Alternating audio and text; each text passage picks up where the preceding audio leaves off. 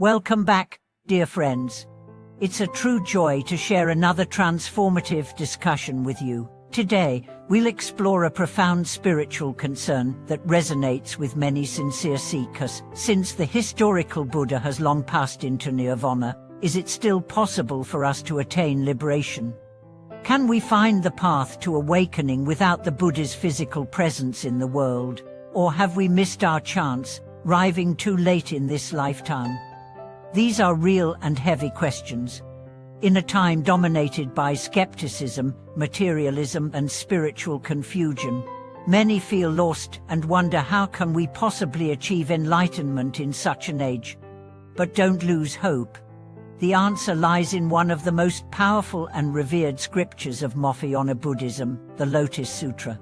Known as the King of Sutras, this scripture reveals a sacred path that remains accessible to all of us. Even in the absence of the Buddha's physical form, the teachings are alive, the Dharma is present, and the doorway to liberation is still wide open.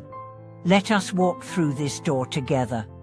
The Lotus Sutra begins with a powerful revelation. Though the Buddha appeared to have entered nirvana, in truth, he never left.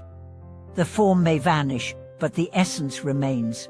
The physical body may perish, but the Dharma body, the truth, the light, the wisdom, is eternal. What does this mean for us? It means that you, sitting right where you are, surrounded by everyday responsibilities and challenges, still have access to awakening.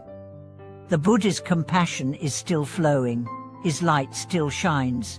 You haven't missed the boat. In fact, the boat is right here. One of the most essential messages in the Lotus Sutra is this: all beings possess Buddha nature. This isn't a poetic idea, it's a direct statement of spiritual fact. You have within you the same essence as the Buddha. You're not a distant follower, you are a potential Buddha yourself. Let me tell you a story.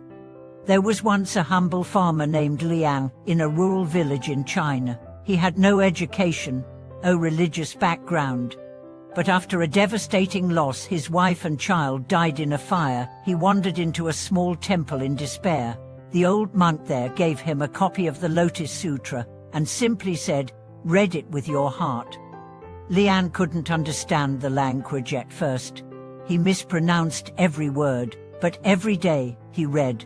Every day he cried.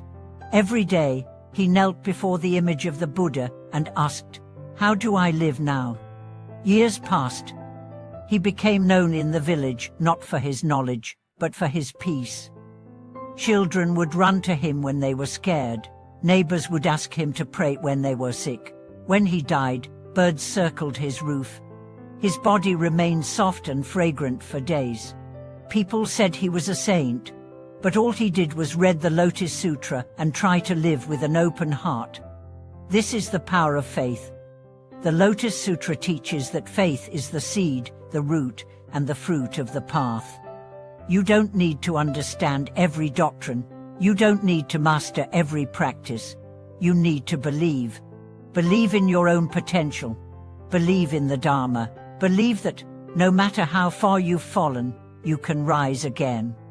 There's a beautiful passage in the sutra. Even a single verse, heard with faith, can open the gates of nirvana. This means that if you listen with sincerity, even just one sentence, it can change your life.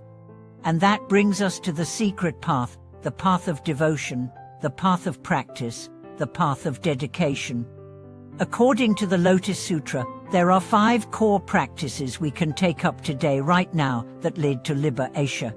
Reading the sutra, reciting its verses, explaining its meaning to others, writing it by hand, supporting those who teach and live by it. These practices are not rituals, they are expressions of awakening.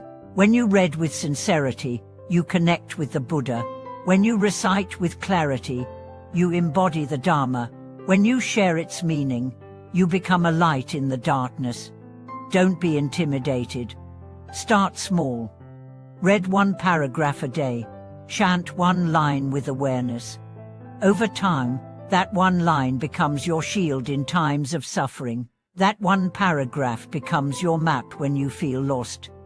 Another key teaching in the Lotus Sutra is the concept of expedient means. This refers to the Buddha's infinite creativity in leading beings to liberation.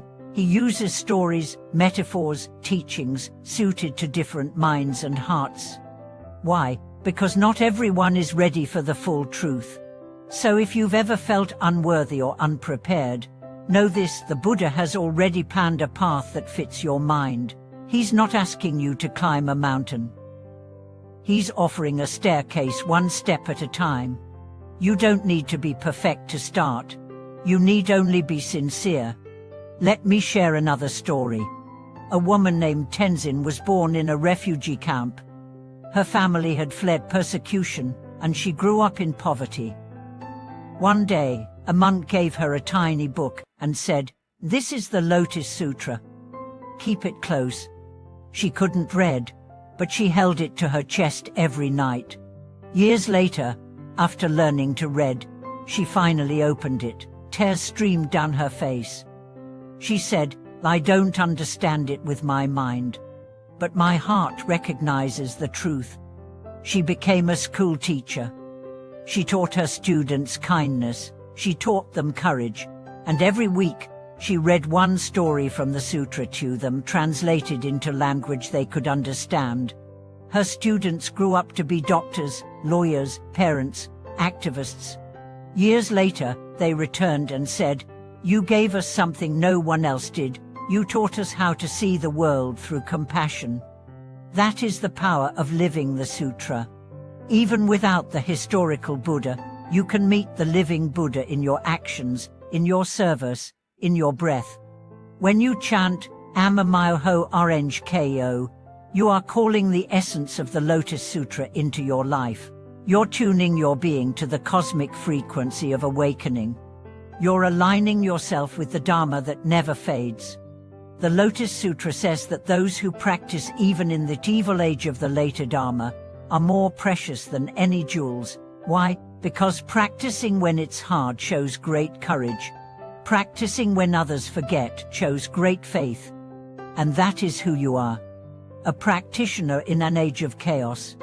A light in a world of shadow. A lotus blooming in muddy water. So never believe you are too late. You were born in the perfect moment to awaken. Thank you for watching this video.